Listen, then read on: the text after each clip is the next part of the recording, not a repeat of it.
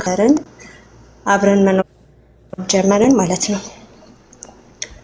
ከዛ አብረን መኖር ጀመረን ከመጀመሪያ የሚያሳየኝ ነገር የለም ማለት ስደት ያለሁኝ ስትመጪ እንደዚህ ነው ውስጥ ስገባ ያ ሁሉ የነበረ ነገር ፌክ ሆኖ አገኘሁት እና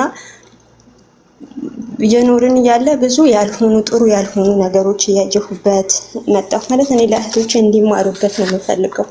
ኢንተርኔት ላይ የምናገኛቸው ወንዶች ጥሩ ወንዶች እንዳሉ ሁሉ መጥፎ ወንዶች አሉ እና ራሳችን በጠበቀ መልኩ እኔ ሰርቻለሁኝ ወደ 7 አመት አረብ ሀገር ሰርቼ ነበርና ገንዘብ ይዤ ነበረ ምንም መስራት እችል ነበረ። በእርግጥ እሱም ይሰራ ነበር የዛኔ ብር ነበረኝ ነው የሚለኝ እኔ እንዳለው አላቅም። ግን እኔ በልጅነቴ ስለተሰደድኩኝ ስለ ብር ምንነት ምናምን አላቅም። በቃ ከጠፋ ይጥፋ ነገ ሰርቻ አገኘዋለሁ የሚል ነገር ነበረኝና እያየሁት ኢንተርኔት ላይ ከብዙ ሴቶች ያወራል፣ ብዙ ሴቶች ያውቃል፣ በተለይ ኢሞ ላይ ማለት ነው። ከዛ ያው ወላሂ የሙሽርነቴ ጊዜ ሳልጨርስ ከብዙ ሴቶች ጋር ሲያወራ አየው ነበር። ከዛ ለምንድን ነው ሴቶች የምታወራው? እኔ ይከፋኛል፣ ችግር አለው ምናምን ስል አይ ከዚህ በፊት እኔ ብቻዬ ስኖር ብዙ ሴቶችን ስለማቅ ለዛ ነው እና እንደ ሱስ ነው እተወዋለሁ እና ተረጋጊ አንቺ በትዕግስት ጠብቂኝ ምናምን ይለኛል። ከዛ እኔ ደግሞ እሺ ተረዳሁት፣ ምክንያቱም ወደው ነበረ። በቃ እሺ ተወዋለሁ፣ ከሆነ ጊዜ በኋላ ይተዋል ልታገሰው ብዬ ስል እየጨመረ የሚያወራቸው ሴቶች ብዛት እየጨመረ ሄደ። ከዛ ጭራሽ ወላሂ ራት እየበላን ምናምን ቴክስት ያደርጉለታልና ረዛን ወላሂ ረዛን ወላሂ እያልሽ ነው የምታወሪው። ስለዚህ ወላሂ መቀለጃ አይደለም፣ እውነተኛ ታሪክ ነው እያወራሽ ያለሽ። አዎ ሀቢባ ምን የሆነ ነርቨስ ስለሆንኩኝ ነው እኮ። እሺ ቆይ አይደለም ማለቴ ብቻዬን በነበርኩ ሰዓት ከብዙ ሴቶች ጋር ኢሞ ላይ አወራ ስለነበር ያው አንቺንም በኢሞ ስላወቀሽ ያሳምናል። ከብዙ ሴቶች ጋር አወራ ስለነበር ሱስ ሆኖብኝ ነው ሲልሽ ልክ እንደ ሲጋራ እንደ ጫት ሱስ እስኪ ተው ድረስ ልረዳው ብለሽ ፈቀድሽለት እንዲያወራ እስኪ ተወው ሱሱ እስኪ ለቀው ድረስ።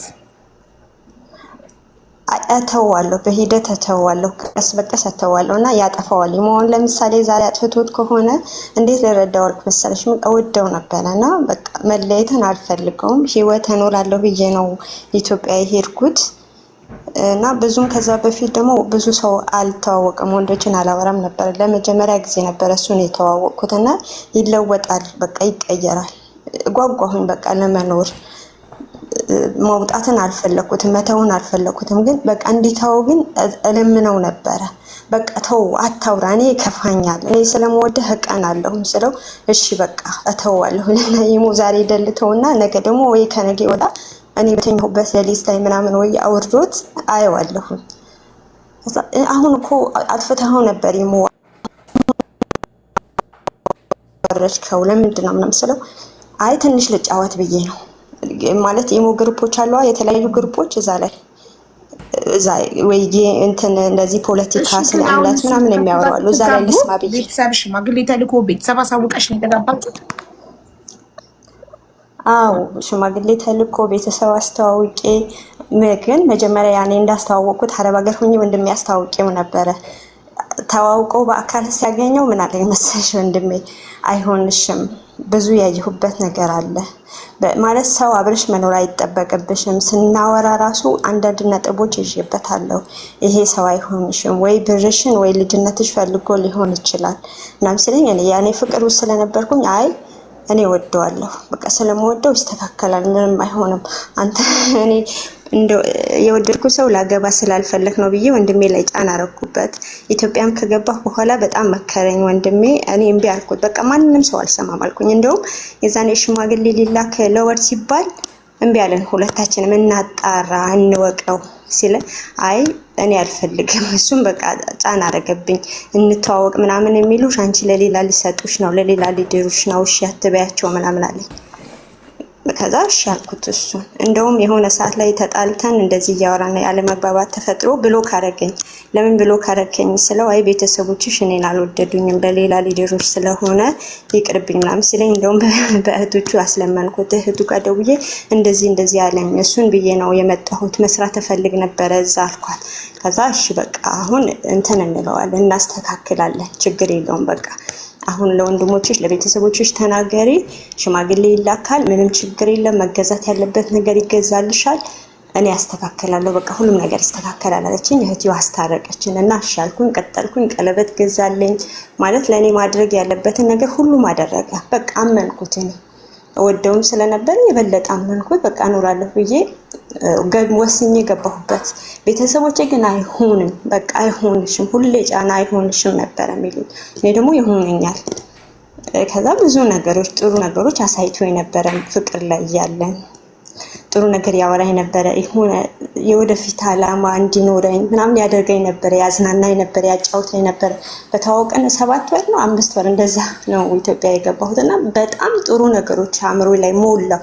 ከዛ በፊት ብቸኛ ነበርኩኝ፣ ሰው ብዙ አላቅም ነበር። ሲያወራኝ በቃ የሆነ ሳክስ አለ አይደል? እንደዛ ሰከሰኝ። በቃ አእምሮዬ ፉል፣ በቃ በእሱና በእሱ ብቻ ተጠመድኩኝ። ሀታ ከአሰሬ ጋር መስራት ተስማምቼ መስራት አልቻልኩም። በቃ እሱን ነው የማስበው 24 ሰዓት እሱ ነው ምናፍቀው። በቃ ድምፁ ካልሰማሁት ሁሉ ይናፍቀኛል። ከዛ ከሄድኩኝ በኋላ እንደነገርኩ ሽማግሌ ተላከ። በጣም በጥሩ ሁኔታ ማድረግ ያለበትን ለቤተሰቦች ያደረገ። በጣም በጥሩ ሁኔታ ተቀበሉት ቤተሰቦች። ያው ለኔ ስሉ እነሱ አልወደዱትም ነበር፣ ግን አንቺ ከወደድሽው ይሁን ብለው አዲስ አበባ ነበር የምኖረው። በጥሩ ሁኔታ አለፈ ያን ጊዜ አልሐምዱሊላህ። ቤተሰቦቼ አላሳፈሩኝም። ማድረግ ያለባቸው ሁሉ አደረገ፣ እነሱም አደረጉ። አልሐምዱሊላህ አለፈ። መኖር ጀመርን። ያን እንዳልኩሽ በቃ ያ የኢንተርኔቱ ነገር ነው እዚህ ጋር ችግር የፈጠረው። ከዛ እኔ በምወደው ልክ እየጠላሁት መጣሁ። በቃ አእምሮዬ በቃ እንደማበድ ያደርገኛል። በቃ ልክ ሴት ሲያወራ እኔ ወይ ሱቅ ይልከኛል ወይ ደግሞ እህቶችሽ ጋር ሂጂ ወንድሞችሽ ጋር ሂጂ ምናምን ይለኛል፣ ቤተሰብ ጋር ማለት ነው። እኔ ደግሞ አልሄድም። ለምንድን ነው የሚሄደው ምናምን ስለው አይ ተዝናኝ፣ እረፍት አድርጊ፣ ሂጂ። እሺ ነው እና እሄዳለሁ። ወላሂ 24 ሰዓት ኦንላይን ነው ማየው። እኔ ደግሞ በቃ ሆነ ብዬ መከታተል ያስኩኝ ብተው ይሻል ነበር የዛኔ። በቃ እኔ ከመውደዴ ማኳያ ይሁን አላውቅም፣ እሱ በሄደበት ሁሉ አድ ፍሬንድ ያደርጋቸው ሁሉ እከታተለዋለሁ። ያ የኔ ጥፋት ነው፣ መከታተልም አልነበረም። ግን ተከታትየውም ደግሞ ብዙ መጥፎ ነገር አይበት ነበረ። ከዛ እንደዛ እየሆንን ብዙ ቀጠልን። ከዛ እዚህ ኢሞ ላይ ፍሬንድ የጠየቅሻቸው ሰዎች እኮ ይመጣልሻል፣ ሪኩዌስት ይልኩልሻል። እሱ የሚያወራቸው መርጠው ይመጡልኛል። ከዛ አዳረጋቸውና ማንነሽ እንተዋወቅ ምናምን እላታለሁ። ከዛ አካሌ ነኝ በቃ ስንተዋወቅ ስንሄድ አግብተሻል ምናምን የሚል ጥያቄ ታመጫለሽ። ከዛ እንደዚህ ስጠይቅ አይ ጓደኛለኝ። ጓደኛሽ የት ነው የሚኖረው አለችኝ። አንዷ የራሴ ሀገር ልጅ ናት። እንዲህ ነው ማን ነው እስቲ አስተዋወቂ ምናምን ስላት የራሴ ባል ነው ያስተዋወቀች ማለት ነው። ከዛ ፎቶ ላክሁላት።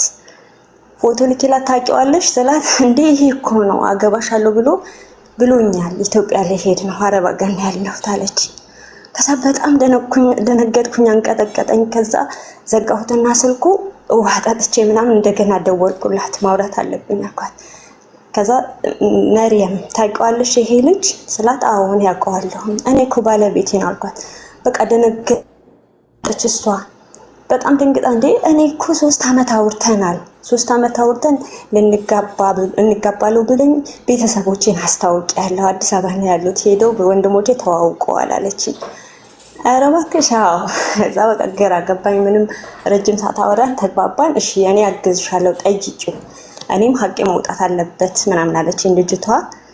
ከዛ እሺ አልኳትና ማታ ሲመጣ እንደዚህ አይነት ልጅ ታውቃታለህ ወይ ምናምን አልኩት። አዎ አውቃታለሁ። መቼ ነው የምታውቃት? ከአንቺ በፊት ነው የማውቃት አለኝ። ከዛ ቀን ቆጠርን። አዎ ከኔ በፊት ነው የሚያውቃት በግድ። ከዛ በፊት ተግባብቶ ያወሩ ነበረ። ከዛ አሁን ግን ማውራት ትችያለሁ አለኝ። እሷ ደግሞ የተጻጻፉትን ላከችልኝ እኔ ጋር እንደዚህ ማለት ያወሩበት ቀን ከኔ ጋር ከተጋባ በኋላ ማለት ነው። ከ3 ወር በፊት ያወሩትን ስክሪንሾት አድርጋ ልካልኝ ነበረ። አይሁ ከኔ በፊት ነው የምታውቁት። አዎ ከኔ በፊት ነው፣ ግን እኔ ካገባህኝ በኋላ ረጅም ጊዜ አውርታችኋል። ይኸው ልጅቷ ልካልኛለች ስለው አይ በቃ አንቺን ካገባሁሽ በኋላ ዝም ብዬ እንዳትጎዳ ስለምታፈቅረኝ አወራት ነበረ እንጂ አገባሻለሁ ምናምን አላልኳትም አለኝ። ከዛ ነው እንዴ እሺ ብዬ ደወልኩላት ወዲያው። ይኸው መሪም አጠገቧ ሆኜ ማለት ነው አናግሬው፣ አጠገብ ያለ ማለት የምትወጁ ከሆነ እኔ ልቅልሻለሁ እንደዚህ ብሎኛል ስላት፣ ከዛ አወራችሁ። በጣም ተናደደ፣ ጮኸባት። አንቺ ከህይወቴ ልትበጠብጪ ነው፣ እኔ መቼ አወራሁሽ ምናምን። እኔ ስክሪንሾት አድርጋ ልከልኛለች ኦልሬዲ። ከዛ በጣም ተጣላን፣ በጣም ተሰደበኝ፣ ከኔ ጋር ተጣላን፣ መታኝ። የምንኖረው ኮንዶሚኒየም ውስጥ ነበር። ወላይ በረኪና ጠጣሁኝ። የዛን ቀን ከፎቅ ለማወርወር ስል ያዘኝ እሱ። በቃ ይቅርታ ብሎ ጠየቀኝ። ያው ጥፋት ነው በቃ አጥፍቻለሁ፣ አውርቻታለሁ። ግን እኔ ዝም ብዬ ልሳክሳት እንዲህ ለውሸት ነው እንጂ ፍቅር ይዞኝ እሷን ወድጄ አይደለም፣ አንቺን ነው የምወድሽ ምናምን አለኝ። እሺ በቃ ያኔ አለፍኩት። ይቅርታ ሲጠይቀኝ ስለምወድ ሁሉም ነገር እሺ እሺ እያልኩ ነው። እዚህ ጋር የምትማሩት ነገር እሺ እሺ ማለት ዋጋ እንደሚያስከፍል ነው ማሳያችሁ ማለት ነው። ከዛ እሺ በቃ ይቅርታ ሲጠይቅ፣ ማንም ሰው ይቅርታ ሲጠይቅሽ የምትወጁ ሰው በተለይ ከሆነ ከሱ የምትፈልጊው ይቅርታ ነው። ከዛ ይቅርታውን ተቀብዬ መኖር ቀጠልኩኝ ማለት ነው። ከዛ በቃ ካሁን በኋላ ትልልቅ ሰዎች ነን። ኢንተርኔት ነበረና ቤት ውስጥ ማለት ነው። ያ ኢንተርኔት አስቆረጥኩት። የእጅ ትልልቅ ሰዎች ነን። አንተም ስራህን ስራ፣ እኔም ደግሞ ቤት ከሆንኩኝ የቤት ሊሆን ስራ ልጀምር። ካሁን በኋላ ማንም ሰው መስማት የለበትም። በቃ ህይወታችንን እኔ መኖር ነው የምፈልገው። ባህላዊ ነገር የሆነ ነገር ከፍቼ መስራት እፈልጋለሁ ስለው እሺ በቃ ካሁን በኋላ እኔ የሚባል ነገር አልጠቀምም። ስልኬ ቀይረዋለሁ። አንቺን በቃ አታልቅሺ። በጣም አለቅሳለሁ። ያው ከአረብ ሀገር ስትሄጂ የሚሰማሽ ስሜት አለ። ብዙ የለመድሻቸው ነገሮች ታጫለሽ። ብዙ ነገር አለ። አለቅሳለሁ። ብቸኝነት፣ እዚህ ኮንዶሚኒየም ሰው አታገኝም። ራቅ ያለ ቦታ ነው። ከከተማ ደግሞ የነበርኩት ቤተሰብ አላገኝም። ብቻዬን ነው የምውለው እና እሱ ስራ ይሄዳል። ቀን ሙሉ ሳለቅስ ነው የምውለው። ብዙ ሴቶች ደግሞ ሪኩዌስት ሳረግላቸው ይመልሱልኛል። ሳወራቸው ከዚህ በፊት እንደዚህ አውርተን ይሉኛል። አንድም ያኔ መመራመሬ ነው እየጎዳኝ የመጣው። ያ ሴቶች ሁሉም ማወራቸው ሴቶች ደግሞ ሁሉ ፎቶውን ይልኩልኛል። እንደዚህ ሰዓት እኮ አውርተን ረጅም ጊዜ እንደዚህ ብር ልከንለት እንደዛ ሲል በቃ የሆነ ታወርኩኝ መሰለኝ። እሰማቸዋለሁ። አለቅስና በቃ ዝም እላለሁ። ሆዴ በቃ እሳት እየሆነ መጣ። ለሱም አልናገርም። ምክንያቱም እዚህ ጋር በቃ ካሁን በኋላ አትፈልፊ፣ አትጠይቂ፣ ብዙ ታሪኮች አልፈዋል፣ አትጠይቂ ስለሚለኝ እኔ አልጠይቀውም። ለሱ ሲመጣ ግን አለቅሳለሁ። ማታ የሆነ ነገር ከተፈጠረ በቃ የሆነ ነገር ካለኝ ሰበብ ፈልጌ ማልቀስም። ከዛ እንደዛ የሆነን መኖር ቀጠልን። በቃ የባሰ ሄደ ነገሮች። በቃ እኔ ውስጤ እየጨሰ እያበደ ሄደ። መስማማት በምንም ተአምር ልንጣጣም አልቻልንም። በቃ ነገሮች እየተበላሹ እኔ ስራ መስራት አልቻልኩም። ከቤት መውጣት ሰው እየጠላሁ፣ ራሴን እየጠላሁ እያስጠላኝ የሆነ የበታችነት ስሜት አለ አይደለ? የበታችነት ስሜት እየተሰማኝ ሁሉም ነገር እየራቁኝ 24 ሰዓት ማልቀስ፣ ምግብ አለመብላት፣ ራስን መጣል ምናምን በቃ መጣ። ነገሮች እየተካበዱ ሄዱ። በመሀል ቤተሰብ ገባ። መጨረሻ ለቤተሰብ ተናገርኩኝ። ቤተሰብ ገባ። ቤተሰብ ቢገባም ያው እኔ ተስፋ ቆረጥኩኝ። መጨረሻ ምንም ሊያደርግ አልቻለም። ለማስማማት ሞከረ። ያለውን ነገር ለማውራት ሞከሩ ሁለቱም ቤተሰቦች። ግን እኔ ውስጤ እየተጎዳ ማመን እያቃተኝ መጣ። በቃ እንዳልሆነ የሆነ ሲመጣ የሆነ ራስን የማጥፋት ራስን የማጉዳት መንገድ ወሰንኩኝ። በፊትም እንደዚሁ ሞክሬያለሁኝ ራሴን ለማጥፋት። እንደገና በረኪና ጠጣሁኝ ማለት ነው። ከዛ አጋጣሚ ታናሽ እህቴ ነበረች። ከሱቅ ወተት አምጥታ ወተት አጠጥታኝ ወደ ላይ አለኝ። ተፋሁት። ያንን ነገር እንትን አላለኝም ማለት ተወኝ፣ ተሻለኝ። ህይወት ይቀጥላል። በቃ እኔ ሁሉም ነገር በውስጤ ነው የምተው። ለሁለተኛ ጊዜ በረኪና ጠጥተሽ ነው? ለሁለተኛ ጊዜ በረኪና ጠጥተሽ? ለሁለተኛ ጊዜ በረኪና ጠጥተሽ? ለሁለተኛ ጊዜ በረኪና ጠጣሁ። ለሁለተኛ ጊዜ ማለት ራሴን መጎዳ አላውቀውም ማለት እሱ የሆነ መጥፎ ነገር ሳላገኝበት እሱን አልናገረውም። ራሴን ለመጉዳት ነው የምታገለው።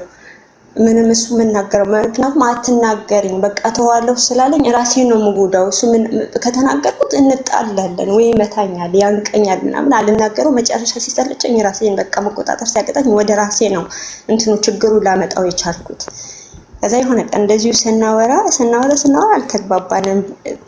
ሳንግባባ ስንቀር መታኝ፣ በጣም መታኝ። ያው ኮንዶሚኒየም ታውቂያለሽ፣ ሰው አይደርስልሽም። ከዛ በሩ ቁልፎት ነበረና ቢላዋ አነሳሁ። ከጓዳ ሄጄ ቢላዋ አምጥቼ እንካ በቃ ወይ ግደለኝ ወይ እገልሃለሁ አልኩት።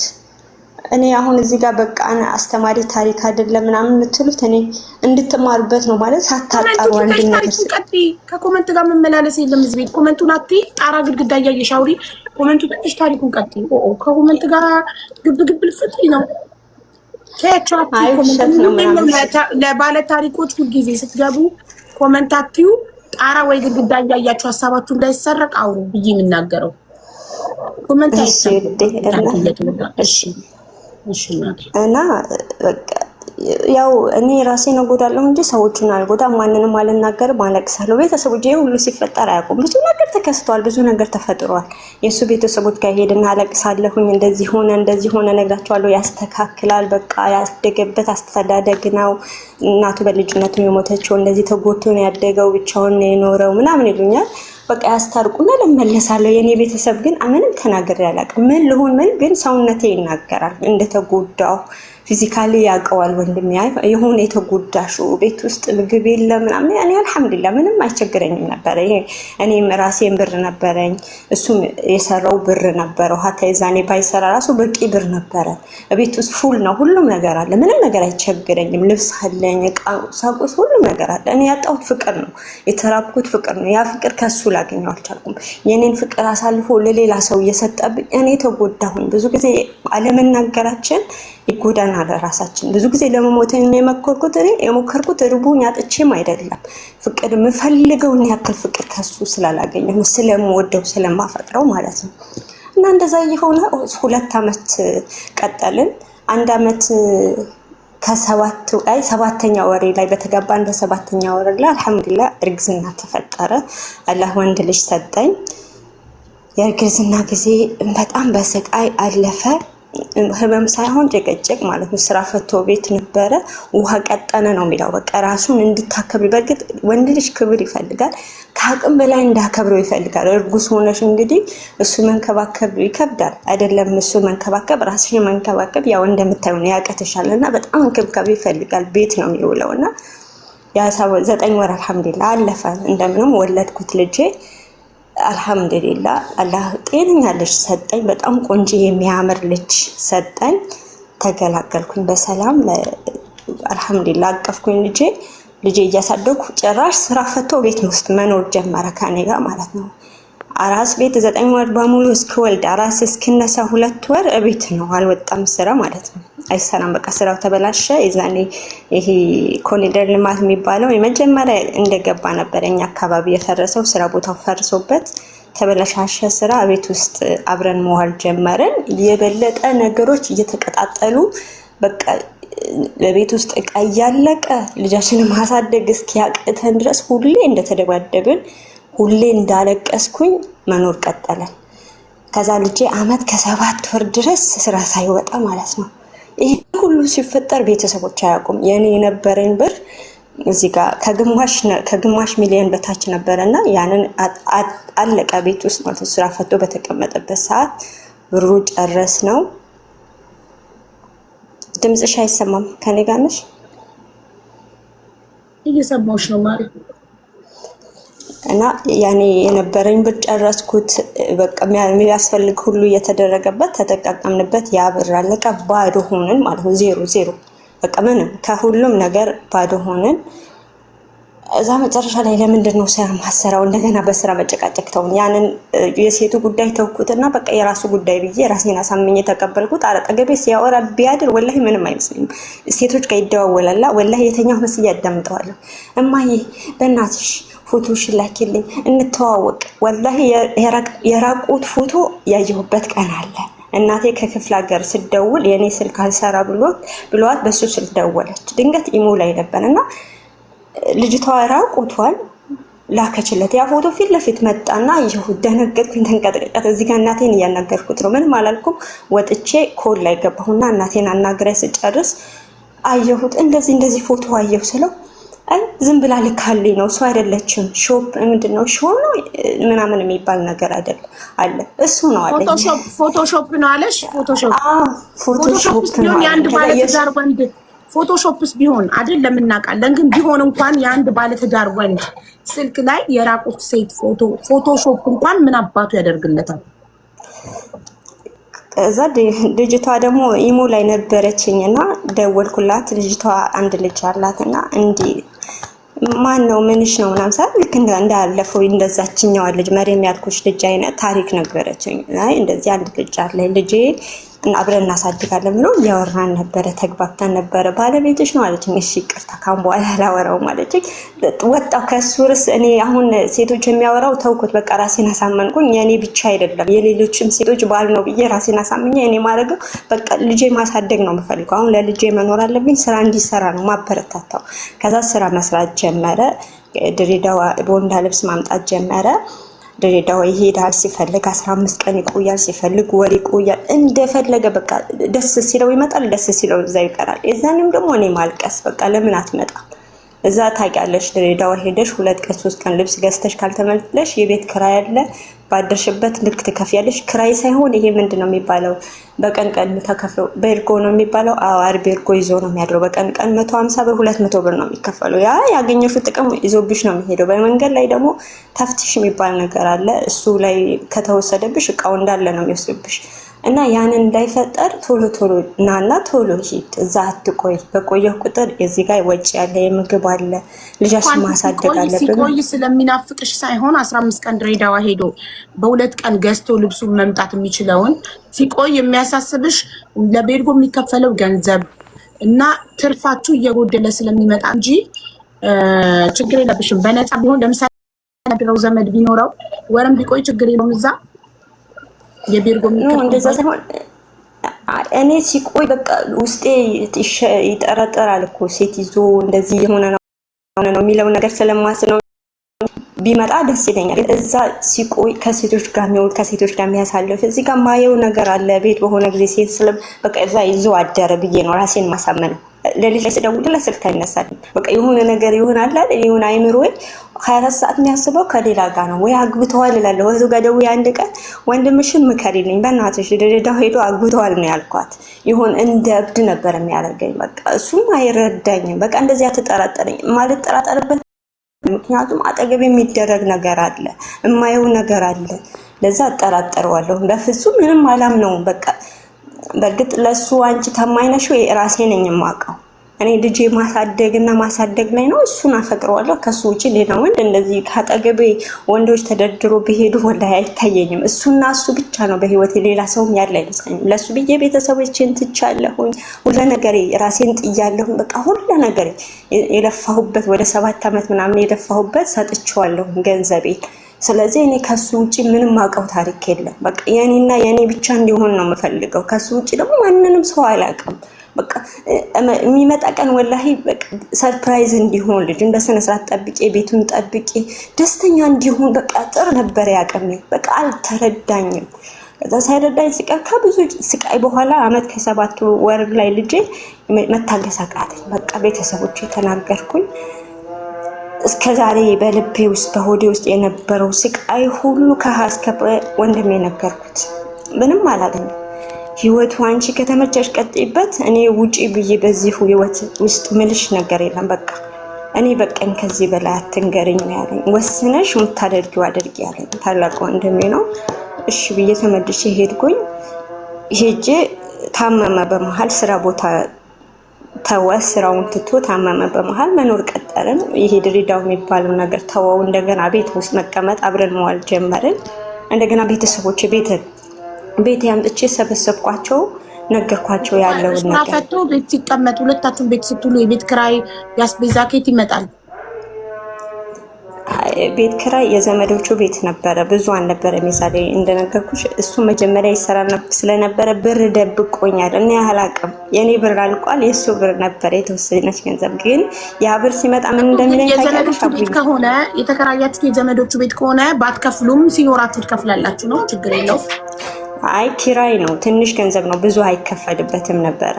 ኪራይ ነው ግን ያው ብዙ አይደለም። ባይኖረውም ያን የሚያስጨንቁ ቤተሰብ አልነበሩም። የሱ ዘመዶች ናቸው፣ ችግር አልነበረባቸውም።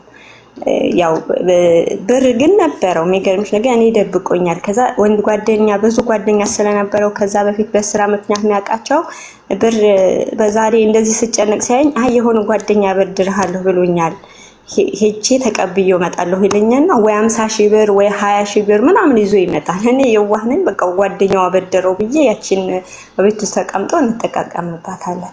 ከዛ መጨረሻ ስራ መስራት አለበት፣ ሌላ ጭቅጭቅ ተፈጠረ። እሺ እሰራለሁ ምናምን አለ።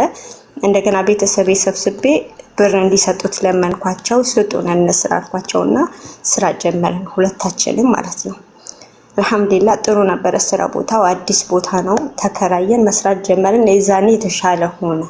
እየሰራን በመሀል በቃ የሆነ ሰይጣን ነገር አለበት መሰለኝ ስራ ትውት የሚያረው ነገር ሁሉም ነገር ትቶ እኔ ልጅ አለኝ ገና ህፃን ነው ልጅ። ለሊት ነው የምወጣው። አትክልት ቤት ነበር የጀመረው። ለሊት የአትክልት ስራ የሚያውቀው ያውቀዋል። ለሊት ነው ስራው የሚወጣው። ብርቱካን ቤት ጁስ ቤት ከፍታችሁ አብራችሁ ነው መስራት የጀመራችሁት? ጁስ ቤት ምናምን ሳይሆን አትክልት ብቻውን። ጁስ አልጀመርንም ነበር። አትክልት ቤት መስራት ጀመርን። ከዛ ጥሩ አየር ነበር። ሳይጠፋብኝ ድሬዳዋ ልብስ እየሄደ በሚያመጣ ጊዜ እየሄደ 7 ቀን ምናምን እዛ ቤርጎ ሲያደር ቤት ውስጥ ከአንቺ ጋር እያለ ኢሞ ላይ ሴክስፎን የብልግና ቃላቶችን ከሴቶች ጋር የሚያወራ ራቆት ፍቶ የሚላላክ ሰውዬ እንግዲህ ከአንቺ ርቆ ሄዶ ያለ ሴት ያድራል ብሎ ማመን ከባድ ነው። እንደዛ እያደረ ሲመጣ አብረሹ ያለምንም ፕሮቴክሽን የምተኝ ከሆነ በሽታ አትፈሪም ነበር?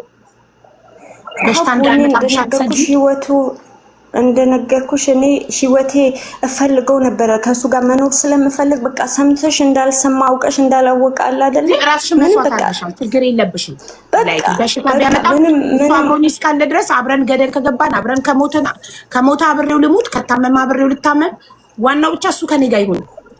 ያ ነበር በቃ ይሁን። በቃ እውር ነው ለሱ አእምሮ እውር ነው። ከሁሉም ሰው ወጣላለበት እሱ የመጣ በቃ ራሴም እንኳን አልኩሽ እኮ ለሱ ብለሽ እንዲያሳልፈሽ ለህይወትሽ ሞትን ነው የሰጠሽው ሰው ለስለ በሽታ የምታስቢው ታሪክ የለም። መጀመሪያ ለመንኩት፣ ከዛ በቃ ጣል አድርጌ ተውኩት። ስለዛ ፋይል ዘጋሁኝ። ከሴት ከኢደር ይዋል በቃ እሱ ከኔ ጋር ይምጣ እንጂ ስለሱ ተውኩት። በቃ እርግፍ አድርጌ ተውኩት። በቃ አልጠይቀውም ሁላ ሀታ ራሱ በጠገቤ ሴት አምጥቶ ቢጋብዝ ወላሂ አልጠይቀውም። በዚህ መሀል እኮ ጋጥሞኛል። የሆነ ቀን እንደዚህ ተጣልተን ወጣና ስራ ቦታ ማደር ጀመረ። አሁን የጀመርነው ስራ ቦታ ተከፍቶ ብዙ ቆይተዋል። ቦታው አልተስተካከለም ነበርና እዛ ሄዶ እያደረ የሆነ ቀን ጎረቤት አለችኝና ባለቤትሽ እዛ ቦታ አየሁት እኮ ስራ ቦታው እዛ ነው አለችኝ። እሷ አይደለችም ያየችው፣ ባለቤቷ ነው ያየው። ነው እዛ እኮ ስራ የለውም ለምን ይሄዳል? ነይ ላሳይሽ ብላኝ እዛ ሄዳ ሻይ ቡና መንገድ ላይ የሚያፈሉ ሴቶች አሉ። ከሷ ጋር ቁጭ ብሎ ሲያወራ ሲሳሳቅ 2 ቀን ሄጄ በአይኔ አይቼ በሶስተኛው ቀን ልጁን ይዤ ሄጄ ልጁ ሂድ አባትህ ይኸው እዛ ጋር ነው አልኩት። አመት ከ8 ወሩ ምናምን ነበረ። ይኸው እዛ ጋር አለ አባትህ ብዬ በእጄ ያሳይቸው ጥዬው ሄድኩኝና እኔ ወደ ወንድሞቹ ጋር ሄጄ ተናገርኩኝ። እንደዚህ ከሴት ጋር እንደዚህ 2-3 ቀን አየሁት ብዬ ነገርኩት። ወንድምየው በቃ ምንም አይ በቃ ችግር የለውም እኮ ይሄ እኮ ሻይ ቡና እያለ ነው ምን ችግር አለው ለምን ታካብጃለሽ ምናምን አለኝ። በቃ አሰማመነኝ። እንደገና አስታረቀን። ወደ ቤት ተመልሼ ገባ። ሻይ ቡና ከሆነ ችግር የለውም። ስለዚህ እኔም እኮ ወንድ ጋር ሄጄ ሻይ ቡና ብል ችግር የለውም። ባለትዳር ወንድ ከሴት ጋር ሻይ ቡና ማለቱ ኖርማል ነው። አታካብጂ ሻይ ቡና እኮ ነው ከተባለ እኔም ወጥቼ ከአንዱ ጋር ሻይ ቡና እላለሁ። ስለዚህ ኖርማል ነው፣ ሻይ ቡና ነው። በቃ እኔ ወራሽ መመለስ ያለብሽ ወንድሙ ሻይ ቡና እኮ ነው ለምን ታካብጃለሽ? እንደዛ ከሆነ ችግር የለውም። እኔም ከአንዱ ጋር ሻይ ቡና አላለሁ። እኔ በቃ የዛኔ አለቅሳለሁ እንጂ ሀሳቤን ያው እንደምታየኝ አሁንም ሀሳቤን በስነ ስርዓት እየገለጽኩ አይደለም። አልናገርም ግን በአይኔ አለቅሳለሁ። መናገር አልችልም። ለቅሶ ነው የሚቀድመኝ ለነሱ። አሁን አልቅሼ ደክሞኝ አይኔ ማለት ነው ደም ስሩ የአይኔ ስርስሩ ጠቁሯል ከማልቀስ ብዛት ማለት ነው። አለቅሳለሁ እንጂ ሀሳቤን አልገልጽም በስነ ስርዓት። በቃ አልቅሼ ነው የሚወጣልኝ። ብቻ ይሆናለሁኝ አለቅሳለሁ። ከዛ እንደዛ የሆነን ስራ ቦታው መስራት ተጀመረ። አትክልት ቤት ከፍታችሁ ቤተሰቦችሽ ገንዘብ አዋተው ሰጧችሁና አትክልት ቤት ከፍታችሁ መስራት ጀመራችሁ? ስራ እየሰራን አትክልት ቤት ስትሰሩ ቤት ውስጥ ልጃችሁን የሚጠብቅ ረዳት ቀጥራችሁ ነው? ልጁ ማን ይዘው ነበረች? የሆነች ልጅ ነበረች እዛው ከክፍለ ሀገር የመጣች በትንሽ ብር አግኝቻት ልጄ እንድትንከባከብ አድርጌ። ያው ርቁም አልነበረም። ይዛው ስራ ቦታ ትመጣልኛለች፣ እኔም እሄዳለሁ። ቅርብ ስለነበረ ልጄን አገኘዋለሁ። ልጅቷም ጥሩ ልጅ ነበረች፣ ተጠብቀኝ ነበረ። ከዛ ያው ሁለታችንም ነው የምንሰራው። አትክልት ያመጣልኛል ጠዋት ሄዶ እኔ እሰራለሁ፣ ሂሳብ ይዛለሁ። በጣም አሪፍ ነበረ። በቃ የሆነ ሰክሰስ ነበረ ስራ ቦታው በጣም አሪፍ። እስከ 30,000 ብር በቀን ነበረ ከወጪ ቀሪ ማለት ነው። በጣም አሪፍ ነበረ እና መስራት ሁሉ ያቀተኝ ነበር። ረዳት ሁሉ ፈልግ ነበረና ያው እሱ እንደነገርኩሽ የስራ ሞራሉ የሞተ ሄደ። በቃ ስራ እቃ ያመጣልኛል ለሌ 9 ሰዓት ምናምን ይወጣል። እቃ ያመጣልኛል፣ ያስገባል። የተወሰነ ቀን ጠዋት ይመጣል፣ የተወሰነ ከሰዓት ነው የሚመጣልሽ መኪና፣ ጠዋት አይመጣልሽም። እና ሲመጣ ራሱ እቸገር ነበር፣ የሚያወርድልኝ ሰው አጣ ነበር። ወዛደሮቹ በር ላይ አምጥተው ይጥሉልሻል፣ ማስገባት ያለብሽ አንቺ ነሽ። ታጥን ራሱ የሚያወርድልኝ ሰው አላገኝም ነበር። ከዛ እንደዛ እያልን በጣም ተሰቃይቼ ብቻዬን ወጥሬ መስራት ጀመርኩኝ፣ ስራ ቦታ ማለት ነው። በጣም አሪፍ ስራ፣ በቃ ደስ የሚል ስራ። እኔ እንደምን ያሰብኩት ሰፊ ነበረ ቦታ ስራ ቡና ሰራበት፣ ግማሹ ሻይ ቡና ሰራበታለሁ፣ ሳምቡሳ ምናምን እችላለሁኝ፣ ፒዛ፣ ፍጣየር ምናምን ያው ፈጣን ምግቦች የሚባሉ አለ ኢትዮጵያ ላይ ካወሽ እንደዛ ሰራበታለሁ ብዬ ለመክፈል አሰብኩኝ። በቃ ጁስ ለማስፋት ምናምን ብር እንደገና እየጠየኩኝ ጓደኞች ያረባገራለሁ ብድር እየጠየኩኝ በጣም ያመቻቸሁኝ አሪፍ ሁኔታ ላይ ያለሁኝ። በቃ እንደ ሴጣን መልሶ በቃ ስራውን ድምጥ ማጥፋው፣ ጭራሽ መውጣት አቆመ። ስራ እቃ ማምጣት ማለት ነው። እለምነዋለሁኝ በቃ ስራ እቃ አምጣልኝ፣ ብቻ እቃ አምጣ። እኔ ምክንያቱም እቃ አላውቅም። እዚህ ጋር የአትክልት ስራ በጣም እውቀት ይፈልጋል። እሱ ረጅም ዓመት ስለሰራበት ያውቀዋል፣ ስለ ሁኔታው፣ ስለ ስራው በጣም አእምሮ አለው። ጎበዝ ነው በእንደዚህ አይነት ነገር ማለት ነው። እና በእናትስ ብቻ እኔ እቃውን ነው የምፈልገው። እቃው ጫን አስጭንልኝ፣ መስራቱ በእኔ ተወው። በቃ ወንድሜን አናገርኩኝ፣ ከክፍለ ሀገር ታናሽ ወንድሜ፣ እሱ አምጥቼ እሱ እያገዘኝ ድርድር በጣም ያኔ ፎርም ይፈልጋል አትክልት ቤት። ድርድርም ለመድኩኝ፣ አስለመደኝ። መስራት ስለምፈልግ ብቻ ያለሙያዬ መደርደርን ለመድኩኝ። ከዛ በጣም በአሪፍ ሁኔታ ያስኩኝ። ከስተምር በጣም መያዝ ይችላል፣ ከስተምር ያዘልኝ እሱ። ከዛ ያው ከስተምር ፈገግታ ነው የሚፈልገው። ፈገግ ያልኩኝ እየተጫወትኩኝ ድካሜን እየደበቁኝ መስራት ጀመርኩኝ። በጣም አሪፍ ነበረ። ከዛ ስራው እርግፍ አድርጎ ማምጣት ተወብኝ በመሃል። ከዛ ማምጣት ሲተወው የኛ አጠገብሽ እኮ ፉክክር ይመጣል። አጠገባችን ሌላ አትክልት ቤት ተጀመረ። በቃ የፉክክር ስራ ሆነ ማለት ነው። ብዙ አላማ ነበረኝ። በቃ እዚህ ጋር መውጣት አለብኝ፣ አረብ ሀገር ድካሜን እዚህ ጋር ማቋጨት አለበት። ዳግም እኔ መሰደድ የለብኝም ብዬ ወስኜ ልጄን አሳልፌ ለሰራተኛ ሰጥቼ ለሊት አልተኛም። አትክልት ቤት ምናልባት የሚያውቅ ሰው ያውቃል፣ 6 ሰዓት ወይ 7 ሰዓት ነው የሚዘጋው። 6 ሰዓት ዘግቼ እሄዳለሁ። ደግሞ የእግር መንገድ አለው፣ ገባ ያለ ነው ትንሽ። በጨለማ ብቻዬን ነበር እንደወንድ።